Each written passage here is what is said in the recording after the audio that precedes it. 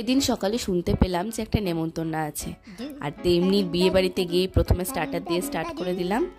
এ দেখো, প্রথমেই খাওয়া হয়ে গেল আমাদের বেবি কর্ন, তার সাথে ছিল চিকেন পকোড়া আর ফিশ বল। তারপরে একটু ফুচকা না খেলে কি হয় নাকি, বিয়ে বাড়ি ফুচকা ছাড়া অসম্পূর্ণ। তাই চলে গেলাম ফুচকার কাউন্টারে ফুচকা খেতে। শেষ করলাম এই চাটনি ফুচকাটা দিয়ে। তারপরেই ডিরেক্ট মেন কোর্স। প্রথমেই পাতে পড়ে গেল লেবু। লেবুটা ম্যান্ডেটারি থাকবে, আমি আরও 2টো লেবু এক্সট্রা চেয়ে নিই। তারপরে চলে এলো চিকেন স্যাটে। তারপরে গরম গরম কচুরি ছিল, ভেতরে ছিল মটরশুঁটির পুর, আর এই আলুর দমটা ছিল। তারপরেই চলে এসেছিল কিন্তু ঝুরি আলু ভাজা আর এই ডাল। ডাল দিয়ে ঝুরি আলু ভাজা মেখে খেতে কিন্তু একটা আলাদাই স্বাদ লাগে।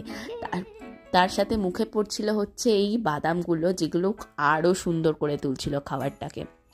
সত্যি আমার বিয়ে বাড়িতে গেলে এগুলোই মেন আকর্ষণে পড়ে। তারপরেই চলে এসেছিলো এই কাতলা মাছটা। কাতলা মাছটা খেতে আমার যথেষ্ট ভালো লেগেছিল।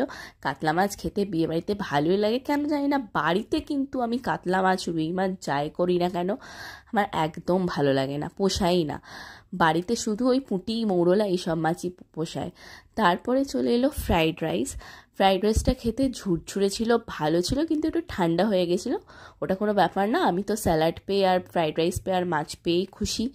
মাংস যেহেতু আমি নিইনি, বোনকে জিজ্ঞেস করতে বোন বললো মাংসটা খুবই সফট হয়েছিল, ভালো হয়েছিল।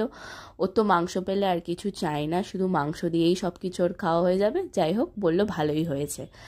তারপরে আমি আর একটু মাছের গ্রেভি নিয়ে আর একটু ভালো করে মেখে ফ্রাইড রাইসটাকে খেলাম। তারপরেই চলে এসেছিলো এই মিষ্টিটার নামটা কি বললো আমি ঠিক বুঝতে পারলাম না। তারপরেই পাতে পড়ে গেল চাটনি আর পাঁপড়। শেষ পাতে একটু চাটনি পাঁপড় না খেলে কি সম্পূর্ণ হয় বলো?